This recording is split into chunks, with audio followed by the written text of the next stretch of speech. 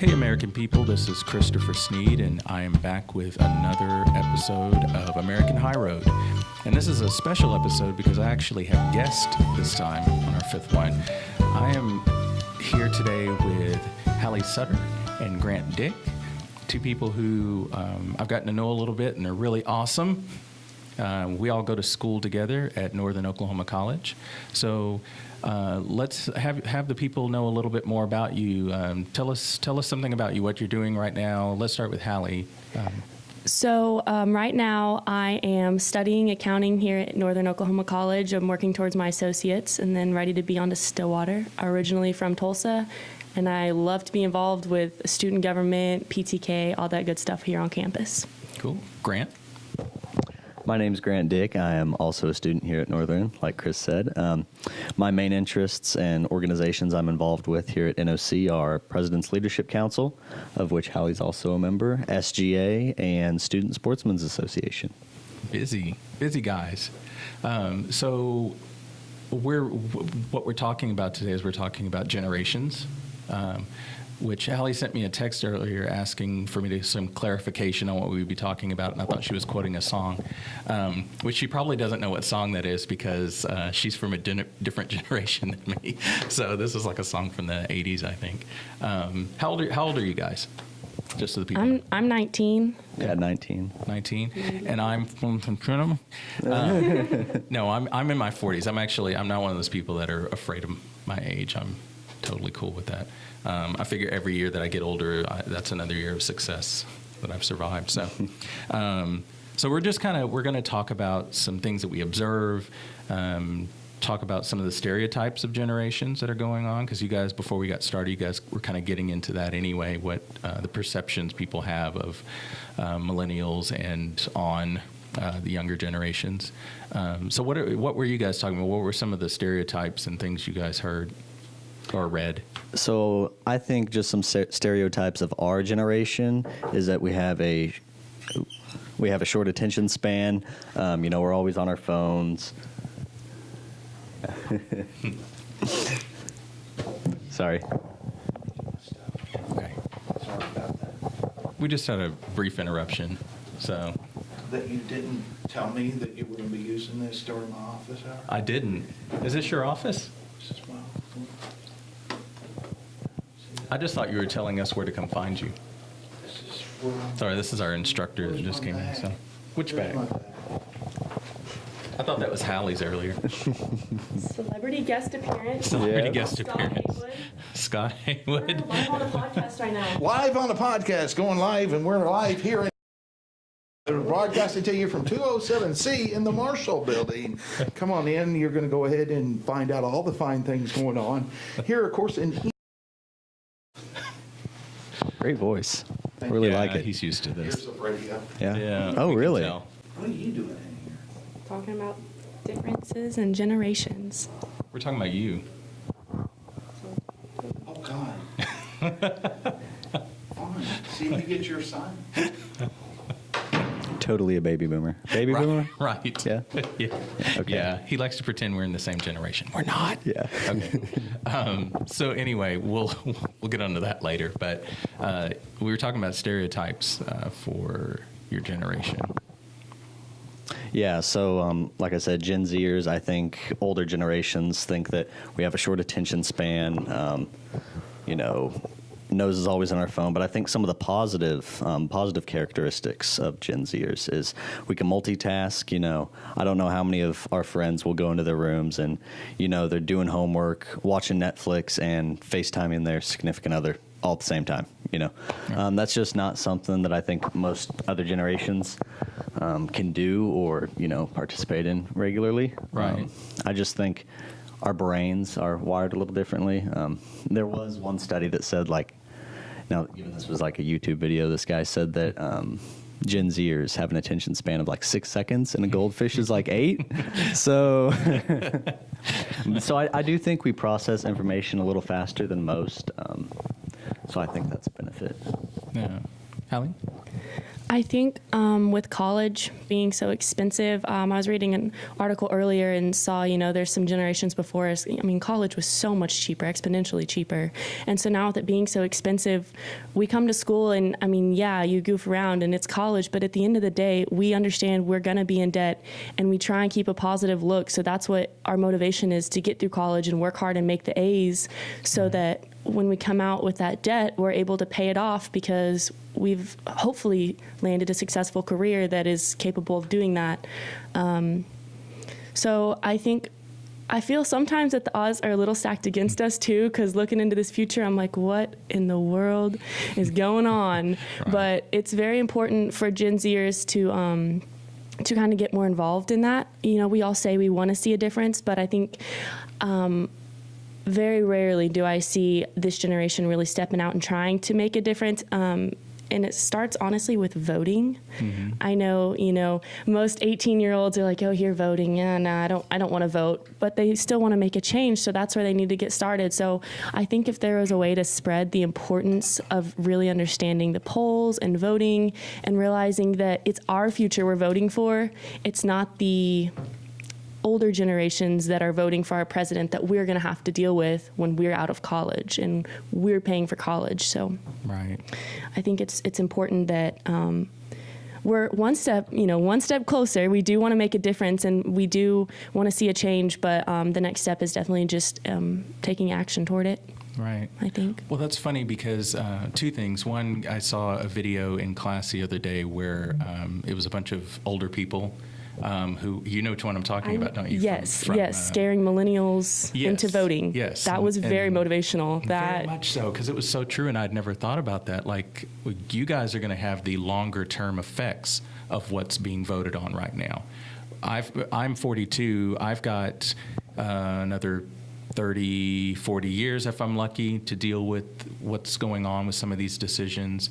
You guys still have an entire lifetime. I mean, you don't have kids yet. You haven't even begun to go out and establish your own families and homes. So I think that's a very good point about getting out and getting involved right now. Grant? You have a look like you want to say something. Yeah. So, being a millennial that you are, where would you put Gen Zers on the political spectrum? Like, just observing us, how Hallie and I interact, how we talk, and some of the other kids. Like, where do you think we would fall on the political spectrum? In terms of your involvement or your attitude towards it, or what do you mean? I mean, just like economically, socially, okay.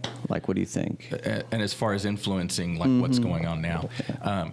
Before I say that, let me say one of my rules with this podcast is that it is a safe talk environment, because I know a lot of people are scared to sort of say things and stir something.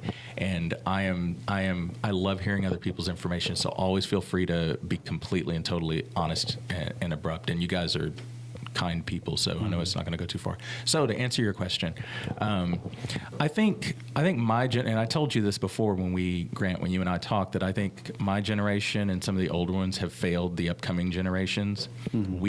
We didn't do what we were supposed to do when you guys were younger in order to set things up for you to take over. Mm-hmm. And I think that part of what Hallie's saying is true. I don't see as many younger people involved with politics, but that's not their fault. I think it's ours, because the way we handle it, I think, scares people off, and the way we've handled the economy, we keep throwing Band-Aids on things, and then we pass it off to you guys. So I really feel like there's an element of chaos when it comes to Generation Z and sort of getting involved. Mm-hmm. There's a chaos there, and we're expecting you guys to figure it out. And the general population of older people are not coming in and helping as much as they should. We're not forming connections. My generation was probably one of the first generations that started wanted to be friends with everyone. All the kids, and I think it's like you guys, I consider you school friends, we're cool. But there's also an element outside of school where my generation should be mentors, and we should be the people that are sitting back when something doesn't go right and being there to support you guys. And I think there was a time when we stopped teaching and stopped showing and just started wanting you to think we're cool. Mm-hmm. And I'm not your age, I'm not there to party, and my young life, the young part of my life is done, and I'm talking about more about my generation than yours, but I just think it's hard. I think it's harder for your generation to get their claws into it because of what we've done. Yeah. So, does that answer your question? Yeah, kinda. greatly. Okay. Yeah. Okay. I can totally agree with that. I think that, as our generation tries to distance themselves from it just because of how nasty, politics are in the mainstream media today. Mm-hmm. And this is coming from me, just from my prediction. I think our generation, we're going to see a big growth in independent candidates. Mm-hmm. You can already see that with Trump, yes. Political outsider, Yeah. I was just driving down the highway the other day and I saw somebody running for just state office. Mm-hmm. And one of the keywords was political outsider. And I asked my dad, I was like, do you think that word would have resonated with voters, 8 years ago? Probably not. No. So I think, especially our generation, we're just kind of fed up with it all. Yeah. And I think it's going to lead to a rebirth, of just independent thinking. I think so too. And I think the last election, we saw some of that too, because there were more people who were willing to vote independent than many of the years before. Mm-hmm. Right or wrong, I'm just saying that we kind of started breaking away from traditional voting practices. And I've said this, and I'm personally not a huge supporter of Trump, but I know why he was voted in. It's because he wasn't giving the typical politician garb. And that was attractive to people. And it was one of the things I complained about in all the elections was how the politicians all had this very car salesman vibe to them. And I love to hear people who are in charge who say, I don't know, but I can find out, or, I'm not sure I can, be honest about what you can do, what you can't do. And I think you're right. I think we're getting closer to that. Yeah. Hallie, did you have something? Do you have something? I just I agree with Grant with how the media portrays it. I feel like our generation doesn't really get too involved in politics because all of our sources come from social media. Mm-hmm. And, recently with the Facebook thing and the whole what shows and what hides and all that, right. I know most of us don't really use Facebook too often, but Snapchat and Twitter, mm-hmm. there's a lot of political stuff on there. Even if we don't read it subconsciously, we see it, we scroll by it, and then it kind of gets lodged in our brains. So when I think about political stuff on social media, I think of, a scandal, this bad thing happened or that. And it's just such a bad portrayal. It's like, why would I even want to vote? These people are all, corrupt and whatever. And thankfully, I'm taking government with Professor Laddick here at Northern Oklahoma College. Mm-hmm. And she has done an amazing job of really inspiring me. And I'm one of the youngest in the class. There's plenty non-trad students in there. Mm-hmm. But she's really inspired me to kind of want to take action and be part of the government. So nice. For these midterms, I've been, researching stuff, and it's really important to read so many more sources besides Snapchat and Twitter. And I think that's one thing once Generation Z understands, hey, there's more news sources than just a video on your timeline. Right. There's some good information out there, and your voice really does matter, when all those people that want to make a difference, if they would just do it. So I'm very grateful for her in that class for kind of inspiring me and, I don't know, lighting the fire under my butt, I guess, to really understand that my vote is important.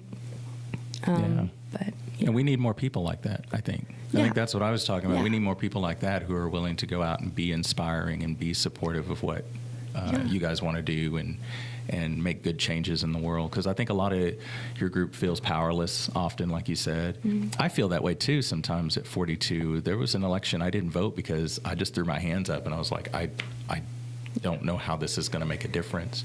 I feel like our generations above us, don't encourage us young people to vote, which is interesting because I think, you see, go vote, mm-hmm. but never are there ads targeted towards our generation, towards the younger people. It's the same monotone, boring, it's voting day, older generations go and vote. But recently what I've seen in a change, so, in Oklahoma in June was the voting, and medicinal marijuana was on it. Mm-hmm. And that was the largest show out for younger voters. Right. That was like one of the, they really were like, okay, spark their attention. Let's go vote. This Yep. means something to me. And since then, with these midterms coming up, I've seen a lot more ads targeted towards Generation Z, towards the, millennials and the younger generations. Just to kind of catch our attention and say, hey, you voted in this one. Look what you did. You made something happen. Come vote in this next one. No, it's not medicinal marijuana, but it's important. It's still something. It's still legislation. It's, something to better your state or your country. So I think that's awesome that they've kind of used that as just a little basis to kind of get their foot in the door with us and try and get some people really involved in voting. Right. So I think they need to do more to give positions to guys in your generation too, so that part of the problem is, my generation is not going to know what your generation is into, what the keywords are for you. There's a reason like advertising is a huge business, why there's so much money in it. And people have to research that. It's kind of like the jokes about, your parents thinking something's cool and it's actually been gone for 10 years. And you're like, nobody says that anymore. Nobody does that anymore. And I think if they could bring multiple generations into those things to be the voice, to reach out to what's important to you. Because most of the time we just don't know. My generation just doesn't know what attracts you. On a side note, aside from government and politics, I was thinking, and I think our generation, I guess I'll kind of go back to what I said earlier, we kind of have a right to have a negative outlook. Such a sensitive subject, but coming to school every day, there's in the back of our minds every day, there's like, okay, something bad could happen.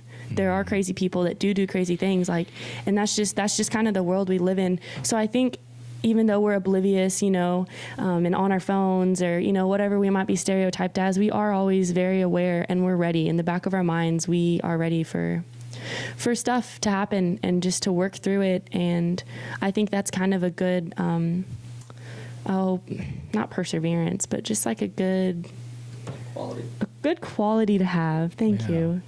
Yeah. And it's sad. It's a sad quality, right? That we have to have that quality, but it's good. So it'll be interesting to see like where that leads us, or in 20 years, growing up, how we've grown up. It's insane. It's kind of stressful because I think about raising kids. I don't want to give my kid a tablet when she's 2 years old, but if that's the world we live in, it might be almost bad parenting to not. You know what I mean? Times change and everything just changes as generations go by. So it's like phones. It used to be weird for anyone under the age of 16 to have their own personal cell phone. But now I even broke down and got my nephew's cell phones because I was like, if you're not around me, I need to know that you have a way to reach out to get help. So you do have to change with the times. Ooh, the phones and the contacts. My boyfriend's dad was in the Army, and he was deployed for, quite a bit of time. And I remember him telling the story of him and his wife just like being apart for so long, and she had no clue if he was okay or what was going on. And I just put that in perspective. I'm like, wow, when I'm apart, from my boyfriend, I'm able to FaceTime him. When we're apart from any of our loved ones, we're able to FaceTime them, text them, stay up with them all of the time. So just thinking about going a week with no contact with somebody because they're not, talking distance from you, it's mind-blowing. And some people, I guess, would describe that as weak, but you know what you know. And we were grown up knowing, oh, hey, we have FaceTime.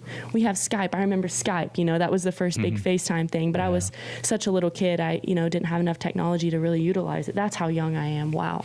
Skype is old. Skype is old to me. That's how old I am, so yeah. I know what it is. But, so it's just interesting. Sometimes I feel like I have a negative outlook on all the technology, but then what can you do? You just have to go with, how the world changes and what life throws at you and just make the most of it, whether it be, whatever it might be. So, well, I think it's about positivity. Like anything that we create in this world can be used in a good way or in a bad way, and can bring positive things into the world or negative things. Social media, I have a love-hate relationship with it because it's gotten me connected with people that I lost track of, 5-10 years ago. But I also see tons of negative arguing and misinformation and just flooding it so often. So there's definitely and I think it boils down to us as people being responsible for what's on there. Mm-hmm. Grant? Yeah, I just think, with this rise of technology, all this new technology, I just wonder if it devalues face-to-face interaction, Skype, FaceTime, texting, Snapchat, all this stuff. We're all doing it through technology, just sitting down and talking like this. Right. It doesn't happen very often when you just have a deep, meaningful talk with somebody. I mean, it still happens, but I don't think it happens as regularly as it did, with older generations. And that might be part of the solution to the problem Hallie was talking about as far as younger people getting more involved. I mean, our groups got involved because we talked a lot. We sat around in groups on the front porch sort of thing in Texas and have discussions about things. And now everything's go, go, go. I know with you guys in particular, you're involved with a lot of things. I know you work. Grant, do you work, Hallie? I do, yeah. So you guys have jobs, you have school, you have all these school activities you're involved with, which is great. But when comes that time when you get to sit down with your people in your generation and just kind of have no interruption, focus on a topic, and kind of band together that way? I think maybe that is part of it, what you're talking about, Grant, the lack of eye-to-eye communication. Yeah, for sure. So, yeah, I really admire, especially with older generations, your ability to be just great conversationalists. You look at all these podcast hosts, these radio hosts. They're older.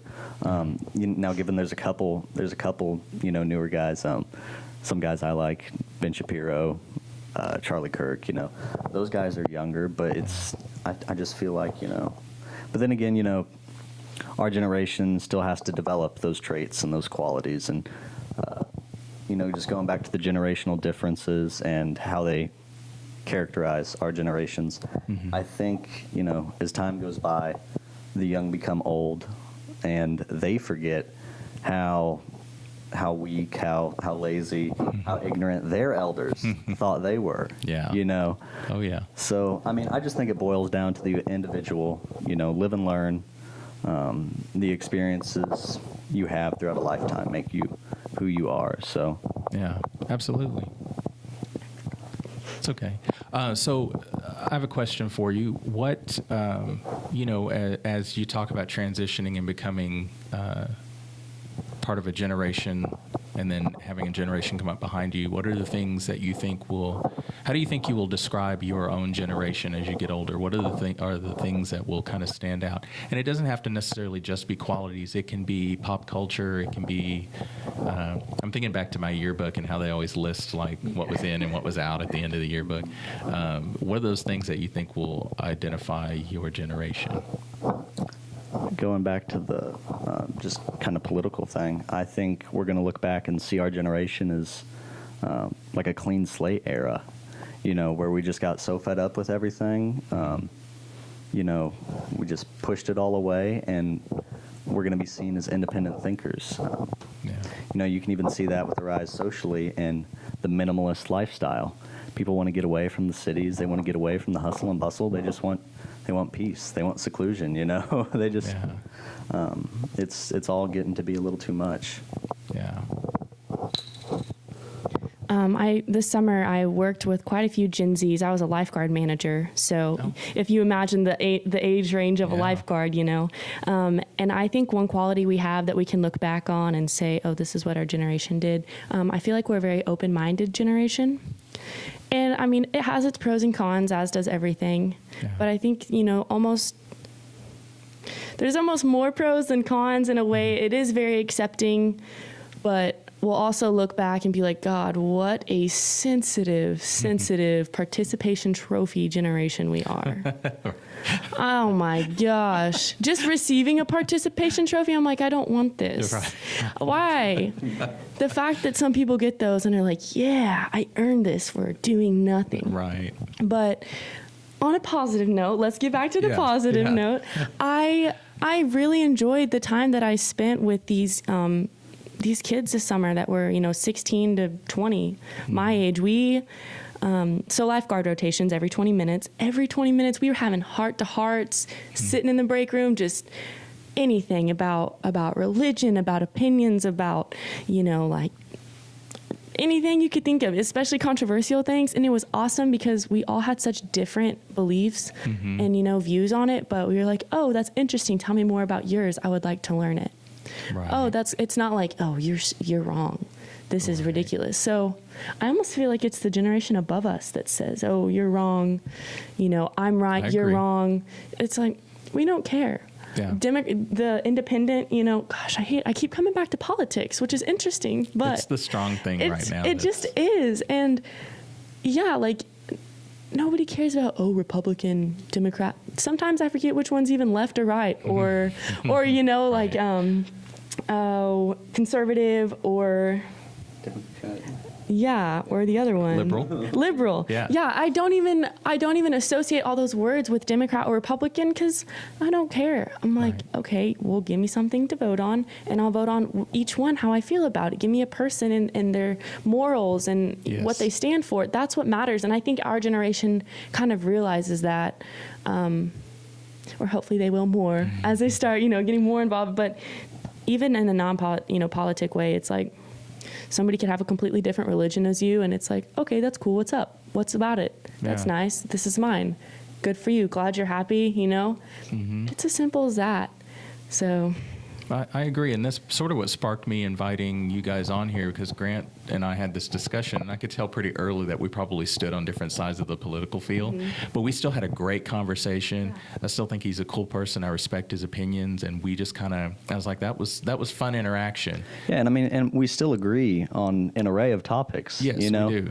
And that's where I think it's maybe not necessarily the older generations that are creating that divide, but it's the mainstream media and the parties themselves. Like they are trying to draw the line in the sand. They are trying to get people as separated as they can from each other. It's like, and I told my grandma this because, my family's pretty mixed on the political spectrum. And I just told my grandma, I don't care what political party you are, just if you have a solid foundation of morals and I agree with the majority of your points, I'm going to like you and you're probably going to receive my vote, Well, it's interesting you bring up the media because that's my major is getting into mass communications and journalism. And one of the things that I sort of had a realization on was it's hard to tell. It's a chicken, which came first, the chicken or the egg thing, because the news is only good news won't do this. But other news sources, Hollywood with the types of movies they make, the music that comes out, those people are putting out there what people are wanting to take in. They're shaped by us. They're not going to make something that we're not going to buy. So they put something on the headline that they think caters to, like a liberal magazine will put on the headline what they think will cater to liberals, and same with conservatives. And a good newspaper won't be on those lines, in my opinion. And it's the same thing with movies and music. If you want better movies, then don't go watch the bad ones. Go out and support the good ones. So, and I'm not sure. And I think over time, both start supporting each other to do what you're talking about, where it becomes negative in this political label, this line being drawn in the sand, where the news does it because we watch it, but we watch it because the news does it, sort of thing. Kind of goes back, a circle, just a cycle back and forth. So, but I agree with you guys. I think you guys, from what I've seen, I have hope that will stop because you're not interested in those lines like that. So it's all about individuals, I think. Yeah, for sure. Getting down to not lumping everyone into a category all the time. So, what are you smirking about? No, I just think it's true. I mean, that's a great point. Yeah. Yeah, we've got plenty of different genders, so clearly we're not too big on grouping. You don't want to be male or female? Okay, here's 20 other options, which is cool. Go for it. I don't care. That's awesome. Yeah. Generation Z, Right. But it's funny because, it's just kind of a do what you want as long as you don't hurt anybody mentality. Yeah. And I read another article that like this is like religion's kind of going on a downhill slope in the States, and it's sad, but it's also, I feel like these people, they still have decent moral compasses, and you know, it's like, oh, what comes around or you know, what goes around comes around, however that saying goes. So I personally am religious, and I would love to see all my friends, you know, like be saved and all that. But if they're not, if they're doing no harm, I mean, I'm going to love them. And I feel like past generations have done a decent job of that. But I don't feel like we're such a condemning generation. I feel like we're more like a convicting and loving, and we'll love you through it no matter what. Not like, oh, you're a horrible person because this. Right. So I think that's a good quality we have. Also depends, you know, where you're raised, right? We're in Western Oklahoma. True. We are in the Bible Belt of the That's United true. States. So we don't really see that, and it doesn't become so applicable to us. But I mean, go to somewhere like New York City or Portland, like up in Los Oregon, Angeles, you know? yeah. Yeah, those places. So, you know, where you grow up still has a lot to do with it. But yeah. Are you a religious person, Grant? If you don't mind me asking. Yeah, I was raised Catholic, so pretty traditionalist. When I was younger, I actually kind of struggled with the faith because, you know, being a really strict, you know, traditionalist denomination, they kind of like tend to shove all that stuff down your throat almost. And I, of course, you know, pushed back. And, you know, I told my parents, I would much rather see one of my younger siblings, my youngest sibling, I would rather her see her find God on her own than have her, you know, be forced into it. I just think, you know, humans are naturally curious. You know, we're gonna wonder those things. Everybody thinks about, you know, who made us, why are we here, you know, what's my purpose, all that good stuff. And I think she will naturally be drawn to it. And if, you know, if she wants to find faith, she will. Yeah. So yeah, like I kind of pushed back against it. There was a time where, you know, I didn't attend Mass regularly. It was my choice. My parents said, okay, you completed confirmation, it's your choice. Yeah. And literally within like a few months, I was like, you know what, I need to start looking again. So I started researching on my own, started reading the Bible on my own, and I just really started looking into it on my own accord, you know, when it was my choice. And I think that's really important. Sorry. But yeah, I mean, there are some things I don't agree with the church on. You know, I think they're a little too strict, and that's why, like, I've questioned the decline in church participation with our generation. And of course, you know, when I've said this to, you know, church officials and, you know, my youth pastor and stuff like that, you know, they tell me, oh no, Catholic population is on the rise, you know, all this stuff. Right. But I don't know. I just personally, especially in our area, I see a lot of younger kids, you know, going to these churches where it's more of a social setting almost, you know. Like I myself have attended Baptist churches, you know, non-denominational churches, and it's not as strict, not as conforming, you know. Right. So, and I mean, it's nice. I think as long as you're sorry, generational differences to religion. You know, as long as you're praising the man upstairs, and it's pointing your moral compass in the right direction, and putting a better head on your shoulders, I think you're doing the right thing. So Yeah, I agree. That's literally how I just stereotyped Generation Z, and then you just said that, which is amazing. Yeah. You know, as long as you're doing good and treating others well. I mean, Yeah. we're pretty accepting group of people. yeah. That's funny because one of my other episodes, I was talking a little bit about religion, and because I'm Christian also, but I'm kind of way more into how you guys view all of that. And I used a story one time, if you guys don't mind me sharing this, a story with my sister-in-law, where I said, for me, Christianity is kind of like if you buy a new coat, it's like an awesome coat, and you go out and wear it. And everyone who's not wearing that coat, you stop them and start badgering them about how their coat's ugly, how they need to go buy this coat. They're probably going to run away.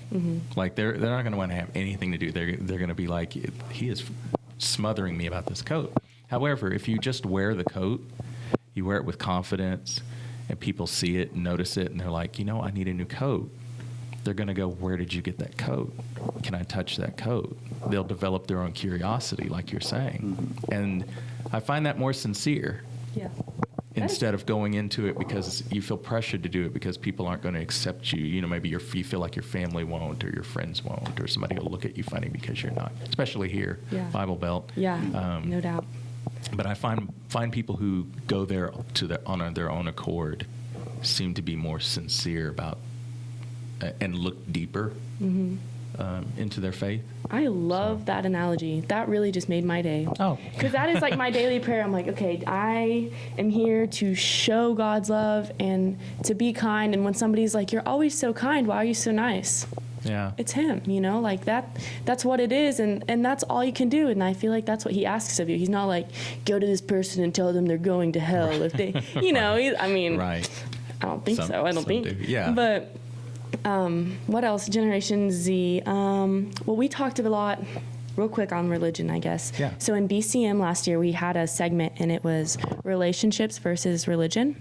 Okay. And I don't know if this is so much Generation Z. It might be a little biased. You know, it's not like I was born before Generation Z to really compare, but right. Just the differences in I feel like religion was such a serious thing. It was like, oh, are you Baptist or are you Disciples of Christ? Are you Catholic? And now it's, again, Democrat or Republican. Are you Baptist? Are you Lutheran? It's, no, I'm independent. I love a God. I serve a God, and I'm kind to others, or I do what's best for the government. I vote what's best no matter what the church is, no matter what the political affiliation is. So, right. And that just kind of goes more with the open-mindedness of everything and just loving and accepting everything. So yeah, I just feel like we've definitely like not grouped as much. You're kind of like the new hippies. Yeah, I mean, yeah, we are. without the and then drugs and well, the dirt. I mean, look what's being legalized everywhere. So Well. maybe it's the 70s all over again. Maybe. Who knows? Maybe. No, but I thought that though the other day because I mean the hippie generation was kind of like we just want good things in the world. I mean they took it to an extreme, of course, with the public nudity and so forth. But I think we learned from that history. We did finally learn from some history. Right. We don't need public nudity in Generation Z. Yeah, probably not. Yeah, but I mean, you see it time and time again. Human nature is cyclic, you know? Yes, very much so. Yeah, so hopefully. Yeah. I mean, I'm optimistic for the future. I don't think there's any benefit to being pessimistic about the future. So, you know, just day by day, do your best. We'll be good. So as we're going to kind of wrap up, but before we do, is there, I'm going to start off, I'll do it this way. I'm going to say something to your generation, and then I want the two of you to say something to the generations above yours. Okay? We do that. Just kind of whatever you want to say to Above that generation. ours, like the olders? The older generations. Oh, just goodness. something you would want to say to them. All right. Well, what I would say to your generation is I think you're on the right track. And it is the first time in a long time as I'm seeing people in their late teens, early 20s. This is the first time in a long time that I feel hopeful about where we're headed. I would say that I think a lot of people tend to abandon everything from older generations because of the things that they do wrong, and they'll wash their hands and go, you know, I don't want any part of it. And I think there were lots of good things. I am a person of mixed race, and I know if you go back prior to the 60s, there's not a lot of time that I would have been treated with respect in society. However, even with that in mind, there were some really good things going on in America during that time. There were still good qualities in people. And what we want to do is take the good qualities from those older generations, leave behind the bad qualities, and then add ourselves to it. So that's what I would ask of the upcoming generation, is to really try to look at what we did right, the things that we did right, and keep those things, and then try your best to ignore the rest of it. So, Grant? Yeah. So when I think about the older generation, you know, my mind immediately goes to my parents. And so I just want to say, you know, to my parents and, you know, all parents of the generations before us, thank you for raising us. You know, I think you've you and other people in your generation have instilled, great values in us, great morals, and even when we do choose to maybe venture outside of what they would like or what kind of tradition, thank you for being accepting. Thank you for accepting our social flourishing. It's not, you don't see as much hate and anger for people choosing different lifestyles, living different ways, stuff like that. And I think that's good. I think we're having an impact on older generations. They're becoming more accepting. So just want to say thank you for raising us. Cool. I have one teacher, I believe it's Mr. Haywood, but I'm not positive. He says, when your parents say, I raised you better than that because you do something out of the ordinary, he said, good for you. You're thinking for yourself. And I think that's important because if you look back in the 60s, right, how different races weren't as accepted, think of their parents raising those kids, this isn't right, this isn't right. So those kids continue to believe that. Really, where would we be? We think it is a problem now, but imagine how much worse it would be if all kids hadn't changed and thought for themselves and had just been raised as good as their parents had raised them. And that's just part of life, is just the change. So I guess to our older generations, it's been a pretty drastic change with technology and craziness and self-driving cars, and it's kind of freaky. I'm part of it, and it's freaky to me. Right. But just have faith in us and just keep supporting us and encouraging us and loving us, because we're going to be the ones that are going to be paying your Social Security. So we're going to be working I hope so. really hard. Yeah. If it's not defunct. Right. So that's all I have to say. And thank you, Chris, for letting us be on the show. It was really fun. Thank you. I think it's important that we get to hear from every generation and hear and give you guys as many opportunities for people to understand your generation coming up. So, and thank you guys because you are exceptional guys too. You're doing really good things and being involved, and so I appreciate that. So, Yeah, I just want to say thank you for inviting us on your podcast. Thank you for the great conversation. Hopefully it'll better our conversation skills. And just want to say thanks. Yeah, absolutely. So with that, we're going to say goodbye on this podcast, on this episode of American High Road. And I don't know what we're talking about next time, but stay tuned. I'm sure